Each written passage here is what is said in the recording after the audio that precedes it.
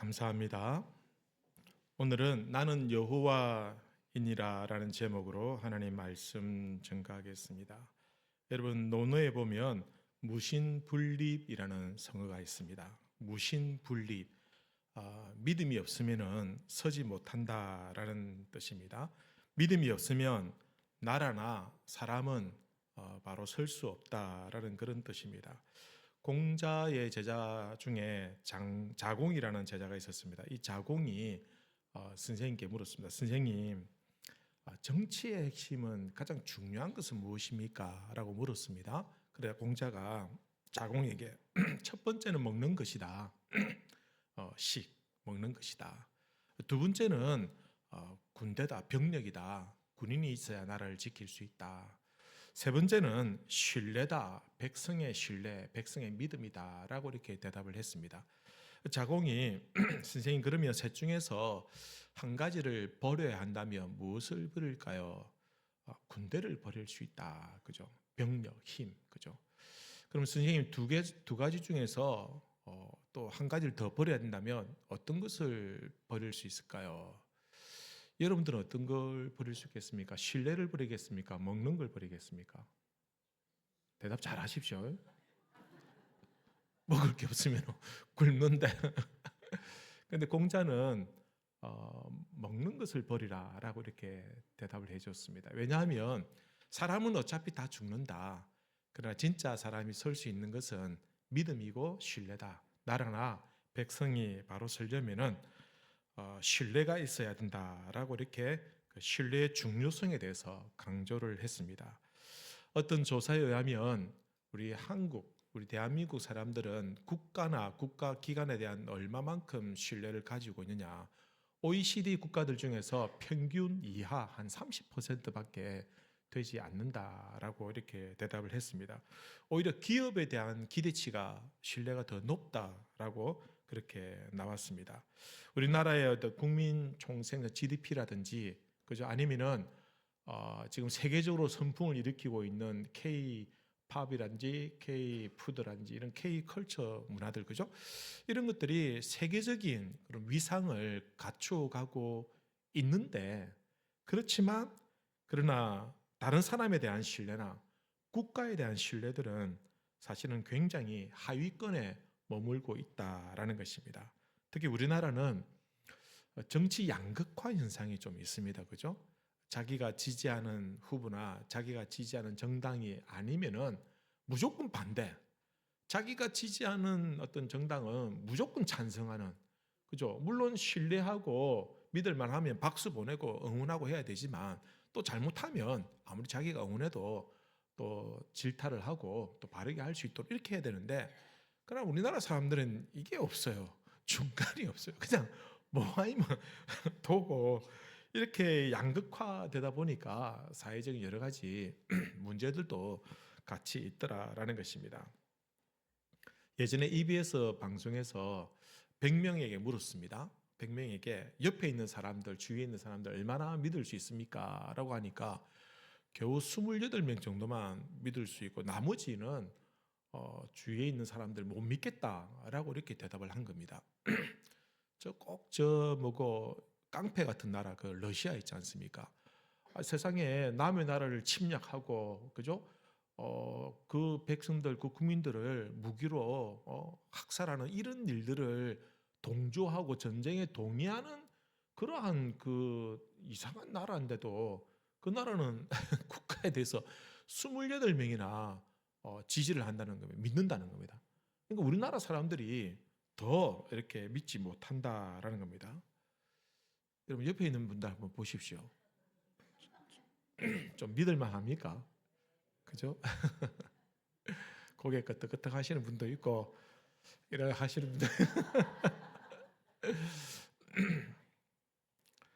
가장 신뢰도가 높은 그런 단체나 집단이 있다고 한다면 어딜까요? 가정이겠죠. 그죠? 그죠? 우리 가정만큼 내가 믿을 수 있다. 그죠? 그러니까 가정의 신뢰가 깨어지면 그 가정 너무너무 불행하겠죠. 어떤 가장이 가족 간에 정직해야 된다. 우리 가정은 정직하고 거짓말 안 하는 가정이 되겠다라고 마음을 먹고는 큰 돈을 들여가지고 거짓말하면 뺨을 때리는 AI 로봇을 하나 샀습니다. 이제 테스트를 해봐야 되겠는데 그날 마침 아들이 늦게 들어온 거예요. 그래서 너는 어디 갔다가 이렇게 늦게 오느냐. 그 아들이 너무 태연하게 학교 마치고 도서관에서 공부하고 왔다고 하니까 그 AI 로봇이 싹 다가와서는 그 아들의 뺨을 찰싹 때리는 겁니다. 이 아들이 너무 당황해가지고 사실은 학교 마치고 PC방에서 놀다 왔다고 이렇게 합니다. 그러니까 아버지가 그거 봐라 이 녀석 거짓말하니까 그렇지 나는 너 나이 때는 한 번도 거짓말한 적이 없다. 그러니까 AI 로봇이 손살같이 와가지고 아빠의 뺨을 철썩 때리는 겁니다. 그러니까 그걸 옆에서 지켜보던 엄마가 깔깔 웃으면서 에이그 그 나물에 그 밥이라고 아빠가 거짓말하니까 그 아들도 따라서 거짓말하는 버릇이 있다고 그렇게 얘기하니까 이 로봇이 살 다가와서는 엄마의 뺨을 또 찰싹 때리는 겁니다. 그 아들이 아닐 수도 있겠다라는 것입니다. 여러분 이런 로봇이 있다고 한다면은 돈 주고 사시겠습니까? 엄마들은 살려고 할 거고 아빠들은 저는 절대 안 삽니다. 무슨 일이 있어도 공짜로 줘도 안 들여놓을 것 같아요. 참 안타까운 것은 이런 불신의 어떤 분위기나 이런 것들이 믿음의 공동체라고 하는 그죠? 교회 안에도 이런 불신들이 들어오더라라는 것입니다. 우리가 말로는 입으로는 주여 믿습니다. 말씀대로 살겠습니다.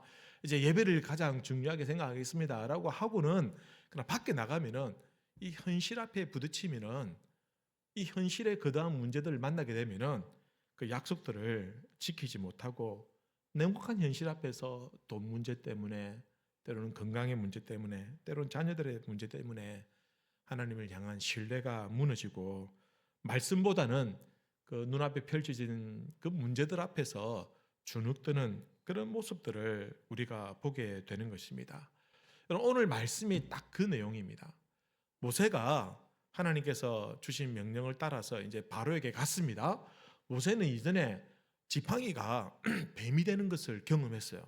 그리고 또 뱀꼬리를 잡으니까 그것이 다시 지팡이가 되기도 하고 또 손을 여었다가 빼니까 나병이 생기기도 하고 다시 여었다가 빼니까 병이 낫기도 하는 그런 기적을 모세가 직접 체험을 했어요.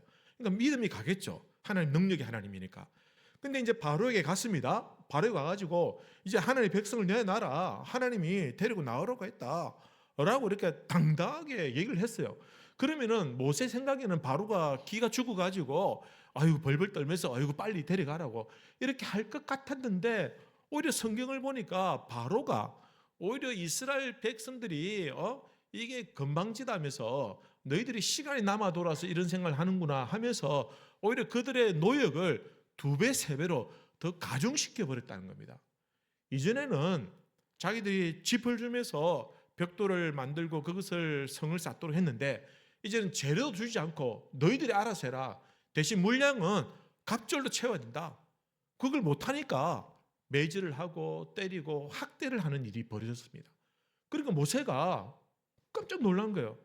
아니 이게 아닌데 이대로 이렇게 되면 안 되는 얘기가 안 되는데 하나님 말씀대로 보내줘야 되는데 오히려 학대가 더 심하게 되니까 지금 눈앞에 있는 현실은 더 큰 어려움이 다가오니까 백성들이 모세에게 와가지고 원망하고 불평하고 결국은 모세가 하나님을 찾아갑니다. 출애굽기 5장 22절에 보면 이렇게 기록합니다. 모세가 여호와께 돌아와서 아뢰되 주여 어찌하여 이 백성이 학대를 당하게 하셨나이까 어찌하여 나를 보내셨나이까 내가 바로에게 들어가서 주의 이름으로 말한 후로부터 그가 이 백성을 더 학대하며 주께서도 주의 백성을 구원하지 아니하시나이다. 이 학대를 당하는데 하나님은 어떤 조치도 취하지 않고 하나님 이게 뭡니까? 왜 약속해놓고 약속을 지키지 않는 겁니까? 하나님만 믿고 나갔는데 왜 더 큰 어려움이 오고 왜 더 큰 문제들이 생기는 것입니까? 하나님 실망했습니다. 이제 더 이상 못 믿겠습니다. 바로가 이렇게 말하고 있는 겁니다. 여러분 우리의 기도도 이런 기도를 들을 때가 많이 있더라는 겁니다. 하나님 말씀대로 살겠노라고 다짐하고 결단하고 이제 예배 잘 드리겠습니다. 이제 말씀대로 살겠습니다 라고 했는데 당장 현실 앞에 사업이 더 어려움을 당하고 직장에 어려움을 당하고 가정에 좀 복잡한 이런저런 문제들이 생기고 나면 해결되지 않으면 마음이 흔들리고 내가 괜히 교회 가서 이런 일이 생긴 게 아닐까 그런 생각이 드는 거예요. 그리고 기도하면 다 들어준다면서요. 뭐 구하면 주실 것이라고 했다면서요. 기도했는데 내가 정말 어려운 문제를 가지고 하나님 간절하게 기도했는데 왜 도와주지 않고 왜 역사해 주지 않습니까? 어떻게 하나님 믿을 수 있습니까? 믿음으로 마음 먹고 결심했는데 여전히 현실은 변하지 않고 상황은 달라지지 않는다라고 한다면 하나님에 대한 우리의 신앙이나 믿음이 무너지고 불신하게 되고 의심하게 되더라라는 것입니다. 모세도 지금 하나님을 불신하고 원망합니다. 근데 하나님께서 반응이 좀 놀랍습니다. 어떻게 반응하냐면 모세가 와서 불평했는데 2절에 보면 하나님 이런 말씀하십니다. 하나님이 모세에게 말씀하여 이르시되 나는 여호와이니라. 지금 좀 이상하지 않습니까? 이 말씀이. 지금 통성명을 왜 하시는 겁니까? 하나님이 어떤 분인지 모세가 모를 리가 없는데 나는 여호와다 라고 말씀하시는 이유가 뭘까요? 여러분, 우리가 세계적인 브랜드를 보면은 그 브랜드가 가지는 독특한 이미지, 주는 어떤 딱 떠오르는 말들이 있습니다. 예를 들면 애플 같은 경우는 혁신, 그죠? 세상에 이런 것들을 한 번도 본 적이 없는데 이런 것들을 내놓은 거예요, 그죠? 삼성하면 어떤 게 됩니까? 삼성은 AS지. 책임지고 끝까지 책임져주는 탁월한 기술력을 가지고 있는, 뭐 어중간하면 삼성 거 사면 된다 그러면은 망하지는 않는다, 뭐 이런 어떤 신뢰도가 있죠, 그죠?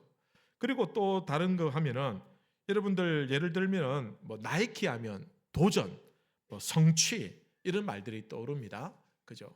그리고 또 뭐 볼보 자동차 하면은 디자인은 뭐 그렇게 탁월하지 않지만 안전하다라는 이런 어떤 신념을 딱 세워줍니다. 여러분, 가자 동강교회 하면은 좋은 교회, 따뜻한 교회, 그죠? 목사님이 잘생긴 교회. 죄송합니다. 뭐 이런 얘기 듣기 싫어하는 분들도 계시겠지만 몇 년만 참으십시오. 그때 되면 저도 주름이 지고 이러면은 이런 말을 할 수도 없을 거거든요. 이런 브랜드가 주는 그 이름 자체가 가지는 가치, 특징 이런 것들이 있더라는 것이죠. 하나님이 갑자기 원망하고 불평하는 하나님이 도대체 이게 뭡니까? 라고 했는데 나 여호와야. 모세, 나 여호와라니까? 이렇게 말씀하고 있는 거예요. 왜 이렇게 말씀하실까? 모세가 경험한 하나님이 있기 때문입니다. 모세가 깜빡 잊어버린 하나님의 모습이 있어요. 모세가 처음 하나님을 만났을 때 활활 타오르는 떨기나무인데 거기서 떨기나무가 타서 시들지 않는 거예요. 그러니까 모세가 그걸 보고 깜짝 놀랐죠. 하나님께서 가라고 하니까 하나님, 그러면은 누가 저를 버리냐고 물어보면 제가 뭐라고 할까요? 나는 스스로 있는 자다라고 그렇게 말씀하셨어요. 모세가 경험한 하나님이 있어요. 그걸 잊어버리고 있으니까, 그걸 잊어버리고 하나님 앞에 와서 불평하고 원망하니까 모세야, 내가 여호와지 않느냐라고 말씀하는 거예요. 여호와는 스스로 있는 분이다. 의존적이지 않고 누구의 영향도 받지 않는, 이 세상의 모든 것들은 서로 상관관계가 있고 영향을 받고, 그죠? 그런 어떤 영향에 받아서 살기도 하고 죽기도 하고 그렇게 되어 있지 않습니까? 그러나 하나님은 절대로 그렇지 않다. 하나님은 완전한 독립적인 자존하시는 분이시다. 또 하나님은 활활 타올랐지만 불타 죽지 않는, 영원히 변하지 않는 그런 하나님이다. 하나님이 그런 분이라는 것을 모세가 직접 경험을 했어요. 그러니 이제 하나님께서 모세야, 나는 여호와야 라고 말씀하는 겁니다. 그러니 그 하나님을 경험한 모세야, 너 잊지 마. 내가 그런 분이야. 그러니 너는 어떻게 하라는 겁니까? 신뢰하라는 겁니다. 의심하지 마. 나를 믿고 끝까지 따라오기만 하면 돼. 하나님께서 나는 여호와라고 말씀하신 의미가 거기에 있다는 것입니다. 하나님은 자존하시고 불변하시고 신실하시기에 절대적으로 신뢰할 수 있는 분이다. 눈앞에 나타난 현실만 보지 말고 의심하지 말고 상황이 좀 안 좋게 변한다 할지라도 불평하지 말고 끝까지 여호와를 신뢰하라. 나는 하나님이야 라고 말씀하고 있는 겁니다.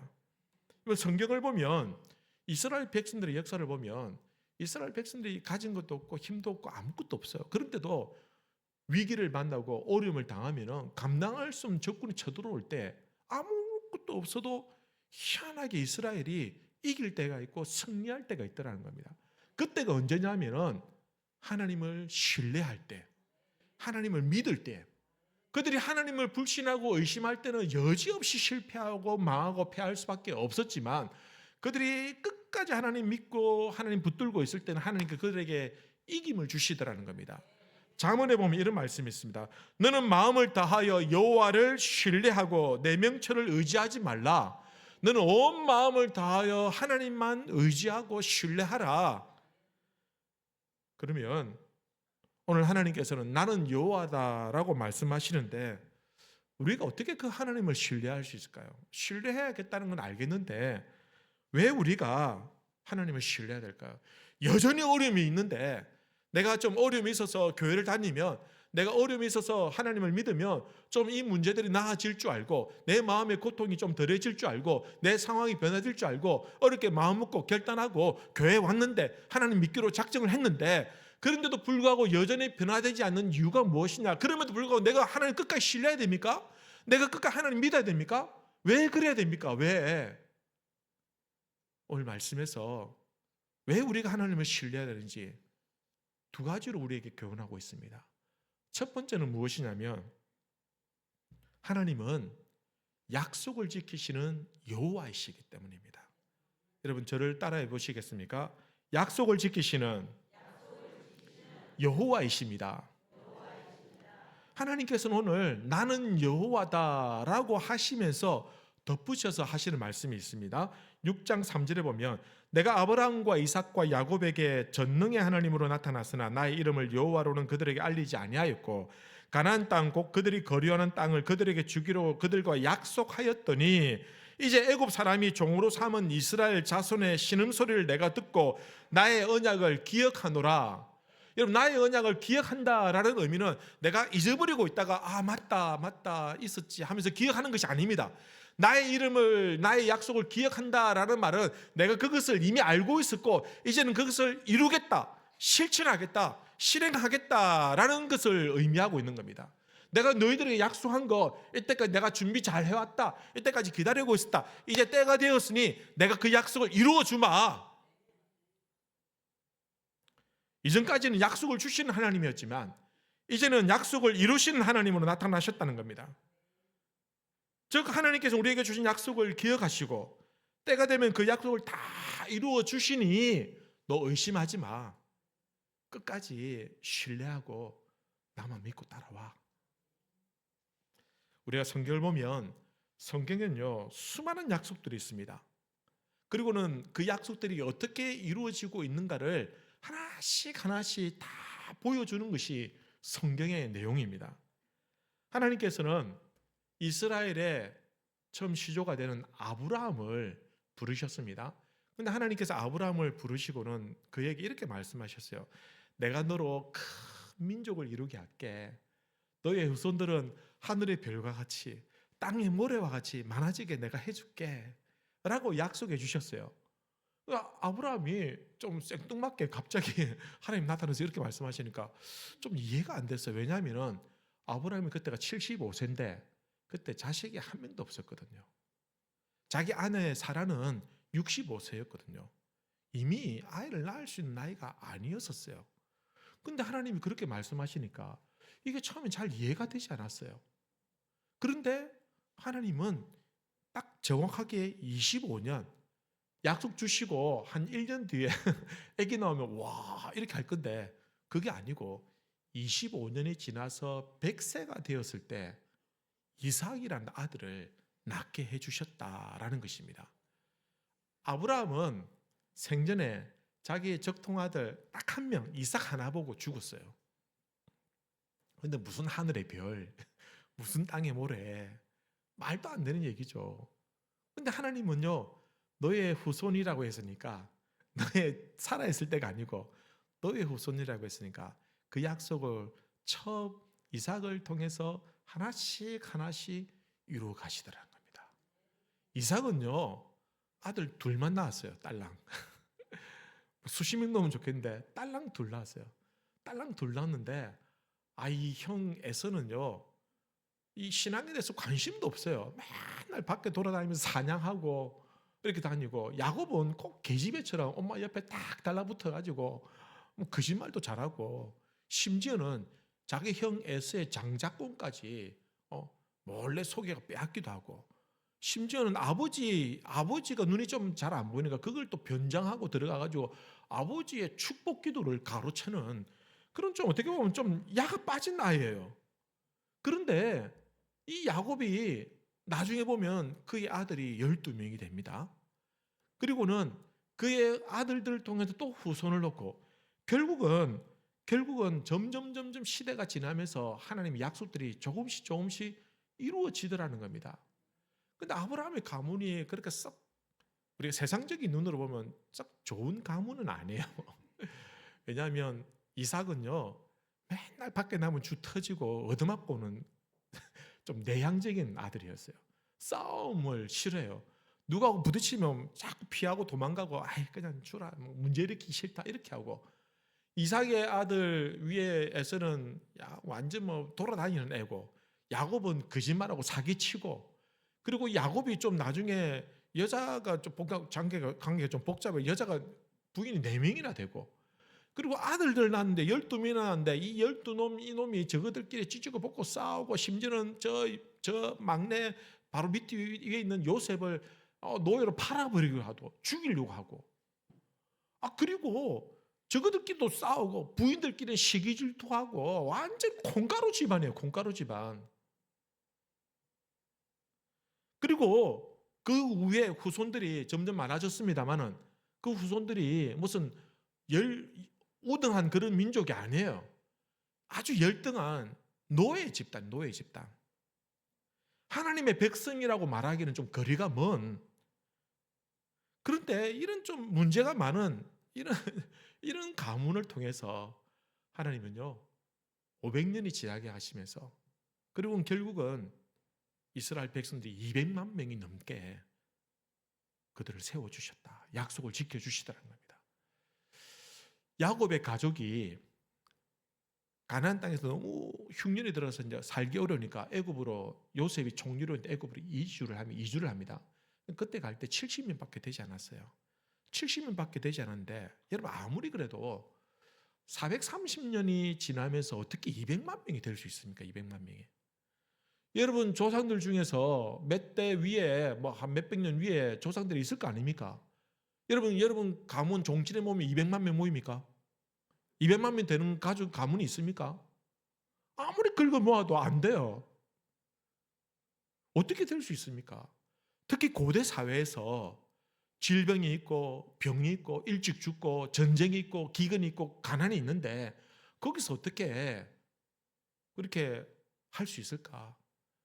하나님께서는 놀랍게도 이스라엘이 애굽의 고센이라는 땅에 딱 정착을 했는데, 마치 그 고센 땅이 인큐베이터 같이 역할을 해서 이스라엘 백성들이 그곳에서 번성하고 또 번성해서 결국은 430년이 지나면서 200만 명이 넘는 어마어마한 큰 민족을 이루어 주셨다라는 겁니다.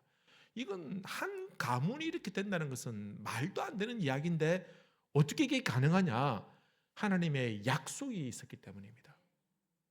사람들은 400년 지나면 다 잊어버렸어요. 하지만 하나님께서는 그 약속을 잊지 아니하시고, 이제는 내가 기억하노니 이제는 때가 되었다, 이제는 그 약속을 이루어 줄 때가 되었다라고 하나님께서는 그 약속을 반드시 이루어 주시더라라는 것입니다. 그게 하나님이라는 겁니다. 모세야, 나는 여호와야. 나는 약속을 지키는 하나님이야. 너희 조상들을 봐. 내가 그들에게 한 약속들을 하늘의 별과 같이 땅의 모래와 같이 많아지게 했다는 그 약속을 반드시 내가 이루겠다고 하지 않았니? 이제 이루어주지 않았느냐? 사실 이스라엘에게 숱한 위기가 있었어요. 아브라함은요, 자기 아내가 너무 이뻤어요. 그런데 그 당시에는 고대 사회는 공권력, 경찰 이런 게 없잖아요, 그죠? 힘이 곧 정의거든요. 그러니까 자기를 죽이고 이쁜 아내를 뺏어갈까 싶어서 자기 아내를 누이라고 거짓말을 2번이나 했어요. 그리고 이삭은 맨날 주 터지고 빼앗기고 어떻게 그런 가문이 허망할 수 있겠습니까? 야곱은 순사기꾼인데 나중에 지 먼저 안 죽으려고 저거 아내들하고 아이들 먼저 앞세워가지고 내보내고 사기치고 그런 야곱인데, 그죠? 나중에 야곱의 아들들도 엉망이에요. 저끼리 막 사이도 안 좋고 동생 팔아먹고 죽이려고 하고, 심지어는 나중에 이 폐륜적인 장남이 자기 첩과 동침하는 말도 안 되는 이런 엄청난 일들을 하는 그 문제 많은 가문, 그 위기의 가문. 한 번은 이런 일도 있었어요. 야곱의 막내 딸이 험한 일을 당한 거예요. 그의 오빠들 시므이와 레위가 눈에 불을 켜고 복수하겠다고 자기 동생을 건드린 그 세겜족의 추장의 아들을 죽이는데, 그 아들만 죽인 게 아니고 그들과 거짓으로 약속을 해가지고 다 할례를 받게 하고는 힘 못 쓸 때 다 그 족속을 다 죽여버렸어요. 그러니까 그 주변에 있는 이웃 부족들이 있을 거 아닙니까? 근데 그 부족들이 이제 이 야곱의 가문을 죽여도 되는데 그런 위기도 있었어요. 근데 희한하게 하나님께서 그들을 지켜주시고 보호해 주셔서 결국은 하나님 약속을 이루고 오시더라라는 겁니다. 하나님은요, 약속을 하시면 신실하게 끝까지 책임지시는 하나님이십니다. 여러분, 하나님은 우리에게도 약속을 주셨습니다. 성경에 있는 약속들이 우리를 향한 약속이에요. 왜냐하면 이건 이스라엘 백성들을 향한 약속인데 오늘 우리는 영적인 이스라엘 백성들이거든요. 우리가 하나님의 자녀이지 않습니까? 예수를 믿지 않습니까? 그래서 이 모든 약속들은 영적인 이스라엘 백성들이 우리에게도 주시는 약속과 같은 말씀인데, 성경에 보면 대표적인 몇 가지 약속을 제가 소개해드리면 이런 말씀이 있습니다. 사도행전 10장에 보면은 그에 대하여 모든 선지자도 증언하되 그를 믿는 사람들이, 예수를 믿는 사람들이 다 그의 이름을 힘입어 죄 사함을 받는다. 예수를 믿기만 하면 죄 사함을 받을 것이다 라고 약속해 주셨습니다. 그런데 오늘날 우리가 예수를 믿기만 하면 우리의 모든 죄가 사함을 받는다는 것입니다. 여러분, 요한복음 3장 16절에 보면 여러분 잘 아는 말씀 중에 하나님이 세상을 이처럼 사랑하사 독생자를 주셨으니 이는 그를 믿는 자마다 멸망하지 않고 영생을 얻게 하려 하심이라. 예수를 믿는 자는 절대로 멸망하지 않고 영적인 죽음에 이르지 않고 영원한 생을 얻게 된다 약속을 주셨어요. 이런 마태복음 28장에 보면 세상 끝날까지 내가 너희와 항상 함께 있을 것이다.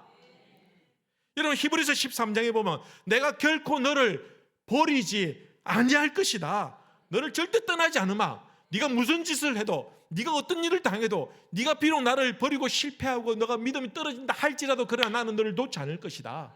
너를 끝까지 내가 책임져 줄게. 사랑하는 성도 여러분, 이 약속들이 우리를 붙들어 주는 줄로 믿으시길 바랍니다. 우리에게도 약속이 있습니다. 근데 또한 약속이 있으면서 또 한 가지가 더 있어요. 뭐냐? 우리에게도 시련이 있고 고난이 있더라는 겁니다. 이스라엘 백성들 하나님 위대한 약속이 있었지만 그러나 그들에게도 시련이 있고 고난이 있었더라는 것입니다. 이런 모세가 믿음으로 바로 앞에 나갔지만 더 많은 노력으로 인해서 백성들의 원망과 불평을 다 들은 것처럼 우리도 마음 먹고 신앙생활 잘 하려고 하는데 더 큰 현실의 문제들을 만날 때가 있더라는 겁니다. 고난이 있고 어려움이 있더라는 것입니다. 그러나 결국은 우리가 하나님의 약속을 믿으면 내가 너를 절대로 떠나지 않을게, 내가 너를 절대로 안 버릴게, 이 약속을 우리가 꽉 붙잡고 있다고 한다면 여러분, 잠시 고난과 어려움은 반드시 이겨낼 수 있다라는 것입니다. 여러분, 운동을 하면은 막 건강해지려고 하죠, 그죠? 사람들이 죽으려고 운동하는 사람 없습니다. 여러분, PT를 딱 받으러 가면요, 그 옆에서 딱 달라붙어가지고 아주 강도 높은 그런 운동을 시켜요. 그러면은 처음 이 운동을 하면요, 나중에는 계단도 못 내려오고 알통이 배기고 손이 부들부들 떨려가지고 숟가락도 들기 힘들어요. 그럼 숟가락도 들기 힘들면 사람들이 어떻게 생각합니까? 야, 내가 운동에 건강해지려고 하는데 이게 뭐냐, 수전증도 아니고 이거 순 사기다, 나 다시는 안 간다라는 사람이 있습니까? 없습니다. 왜? 이 과정을 지나야, 이 고된 어떤 운동을 근육통을 견뎌내야 건강하게지고 단단한 근육이 생긴다는 것을 다 알고 있기 때문에, 여러분, 우리의 신앙생활도 마찬가지입니다. 우리가 신앙생활하면 일종의 영적 근육통이 있어요. 영혼이 건강해지고 우리가 더욱더 단단해지기 위해서는 이런 영적인 근육통, 우리 인생에 다가오는 시련, 시험들, 어려움들이 있다는 것입니다. 그런데 이걸 맞닥뜨렸을 때 아이고 못하겠다, 나는 교회 안 다닌다고 도망가 버리면은 그때는 그 어려움을 피할 수 있지만 절대로 영적으로 건강해지지 않습니다. 이걸 부딪혀서 이겨내야 여러분 더 건강해지고 더 단단해지게 된다라는 것입니다. 여러분, 연을 날려본 분들 알 겁니다. 연을 날리면 어떻게 합니까? 바람이 부는데 뒤쪽에서 만약에 바람이 분다 칩시다. 그럼 연을 들고 바람을 던지고 야, 연 날려보자 하면서 막 달려가는 애 있습니까? 절대로 안 납니다. 왜? 바람을 안고 가면 연은 날 수 없죠. 연을 높이 날리려면 어떻게 됩니까? 바람을 향해서 반대 방향으로 연을 날려야 되는 겁니다. 연이 바람을 부딪히도록, 그래서 그 강력한 바람을 부딪히지만 그 바람에 부딪혀서 점점 높은 하늘로 올라가게 된다라는 것입니다. 여러분, 우리가 말씀대로 살려고 할 때 부딪히는 우리 인생의 어려움들이 있습니다. 하지만 그 맞바람과 같은 것들 피해가면은 여러분 잠시는 쉬울 수 있지만 그러나 하나님 주시는 약속을 누릴 수 없다는 것이죠. 맞바람을 부딪혀야 됩니다. 여러분, 때로는 그 바람이 차가울 때가 있고 매서울 때도 있지만 그 고란의 바람이 우리를 더 높은 은혜의 하늘로 높이 띄워주게 된다라는 것입니다. 여러분, 신명기 7장에 보면 이런 말씀이 있습니다. 그런즉 너는 알라, 오직 내 하나님 여호와는 하나님이시요 신실하신 하나님이시라. 그를 사랑하고 그의 계명을 지키는 자에게는 내가 천대까지 그의 언약을 이행하며 인애를 베푸시되, 끝까지 나의 언약과 계명을 지키는 자는 내가 천대까지 책임져 줄게. 이게 하나님의 약속이에요. 여러분, 신앙에 어려움이 있지만 잘 이겨내시기 바랍니다. 처음 신앙생활 할 때 약간 불편한 게 많아요. 이런저런 어려움이 있어요. 하지만 내가 이왕 믿기로 한 거, 여러분 한번 끝장을 보십시다. 끝까지 가실 수 있게 되길 바랍니다. 현실은 여전히 춥고 시리지만 밤은 어두울수록, 더 어두울수록 아침은 점점 다가오게 되는 것입니다. 낙심하지 마시고 하나님 우리에게 주신 약속, 이 약속의 말씀 꽉 붙잡고 끝까지 이기시는 성도님들 되시길 바랍니다. 나머지 한 가지 더, 두 번째는요, 무거운 짐에서 우리를 빼내시는 여호와이시기 때문입니다. 여러분, 오늘 6절 7절 보시면 이렇게 기록합니다. 그러므로 이스라엘 자손에게 말하기를 나는 여호와라. 내가 애굽 사람의 무거운 짐 밑에서 너희를 빼내며 그들의 노역에서 너희를 건지며 편팔과 여러 큰 심판들로서 너희를 속량하여 너희를 내 백성으로 삼고 나는 너희의 하나님이 되리니 나는 애굽 사람의 무거운 짐 밑에서 너희를 빼낸 너희의 하나님 여호와인 줄 너희가 알지라. 나는 여호와라 하시면서 자기 백성들이 지고 있는 그 무거운 짐, 그 밑에서 허덕이고 그 밑에서 깔려 죽을 것 같은 우리를 빼내주신다고 말씀하고 있습니다. 여러분, 어린아이가 마당에서 큰 돌을 옮겨보려고 애를 씁니다. 막 애를 쓰는데 이게 무거워서 꿈쩍도 안 하는 거예요. 그러니까 이리 해보고 저리 해보고 안 되니까 신경질 나가지고 막 우는 거예요. 와, 우니까 아빠가 옆에서 지켜보다가 가고와가지고는 왜 그러냐, 돌이 안 움직인다고, 너 힘 다 해봤냐, 이런 노력 다 해봤냐 하니까 다 해봤는데도 꼼짝도 안 한다고 막 웅웅거리잖아. 그러니까 이 아빠가 이 아이를 안아주면서 아니야, 너는 아직 한 가지 방법을 쓰지 않았어. 너는 아빠의 힘을 쓰지 않았어 라고 말하는 겁니다. 그러니까 아빠가 그 돌을 가볍게 옮겨주니까 돌이 옮겨지더라는 겁니다. 아이가 아빠의 힘을 빌렸다고 한다면, 아빠의 힘을 썼다고 한다면 얼마든지 쉽게 옮길 수 있는데 그러지 않았다는 겁니다. 여러분, 하나님은 우리를 자녀로 부르시고 우리는 감히 하나님을 아바 아버지라고, 아빠 아버지라고 부릅니다. 하나님과 우리는 아버지와 자녀의 관계입니다. 하나님의 힘이 우리의 힘인 줄로 믿습니다. 저는 이 무거운 짐이라는 표현이 참 마음에 와닿습니다. 애굽이 영적으로 세상을 말한다고 한다면 우리는 세상에 있는 동안에는 참 인생의 많은 무거운 짐에 짓눌려 살 때가 많지 않습니까? 참 때로는 참 감당하기 어려운 짐들이 있더라는 것이죠. 남들에게 말 못하는 그런 어떤 돈 문제, 빚이 있기도 하고, 또 더 이상 아무리 해도 애써도 낫지 않는 그런 질병이 있기도 하고, 또 참 자녀라는 짐이 있고, 때로는 완전히 깨어져 버린 인간관계에서 어려움을 당하는 그 짐들이 너무너무 무겁고 힘들어서 밤마다 울기도 하고, 때로는 깊은 한숨을 쉬기도 하지만, 그러나 상황은 절대로 나아지지 않는, 정말 어떻게 보면 참 지옥 같은 그런 인생을 살고 있는 그런 인생이지 않느냐라는 겁니다. 어떤 이는 이 짐이 너무 무거워서 인생을 포기하기도 합니다. 그러나 저는 동시에 하나님 말씀을 통해서 우리가 기도해야 될 이유와 용기가 여기에 있다고 생각합니다. 왜냐하면 우리가 믿는 하나님은 우리를 그 무거운 짐 아래에서 짓눌려 있는 우리를 빼내시는 하나님이시기 때문에, 하나님은 우리를 빼내기 원하시고 빼내실 능력이 있으시고 충분히 그렇게 하실 수 있는 하나님이시기 때문에, 그 짐을 대신 져주시기 때문에 우리가 그 하나님을 인하여 믿고 신뢰할 수 있다라는 겁니다. 지금은 내가 너무 감당하기 어려운 짐을 지고 있습니다. 그러나 여러분 의심하지 마십시오. 내가 믿고 신뢰한 하나님은 반드시 이 무거운 짐으로부터 나를 건져주실 줄로 믿으시길 바랍니다. 우리가 믿는 하나님은 그런 하나님이다라는 겁니다.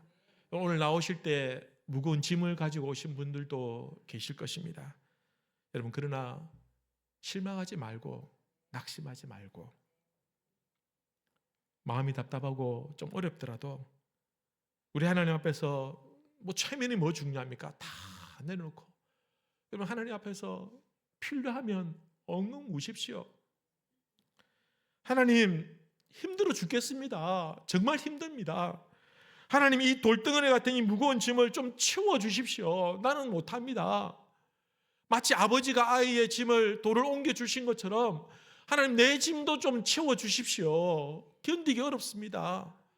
라고 그렇게 하나님을 자꾸 부르짖으면 우리 아버지 되신 하나님이 그냥 내버려 두실 리가 없다라는 것이죠.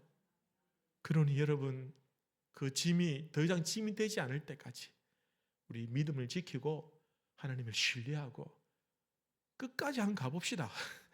이왕 시작한 거, 그죠? 하나님께서 틀림없이 그 인생의 무거운 짐으로부터 우리를 건져 주실 것입니다. 시편 68편에 보면 이런 말씀이 있습니다. 날마다 우리 짐을 지시는 주, 곧 우리의 구원이신 하나님을 어떻게 하자고요? 찬송할지어다. 한번 따라해 보시겠어요? 같이 읽읍시다. 시작. 날마다 우리 짐을 지시는 주, 곧 우리의 구원이신 하나님을 찬송할지어다. 아멘. 기도하십시다. 말씀을 생각하면서 한번 기도하십시다. 하나님을 신뢰하고 의심하지 않고 끝까지 믿을 수 있도록 우리에게 약속을 주시니 감사합니다. 하나님, 무거운 인생의 짐에서 나를 반드시 빼주신다고 약속하셨으니 하나님, 내 마음, 내 믿음 흔들리지 않도록 지켜주시고 잡아주십시오. 하나님, 너무 무겁고 너무 힘듭니다. 이 좀 치워주십시오. 하나님, 내가 끝까지 하나님 신뢰하게 해달라고 같이 한번 기도하십시다. 하나님 아버지, 감사합니다. 감사합니다.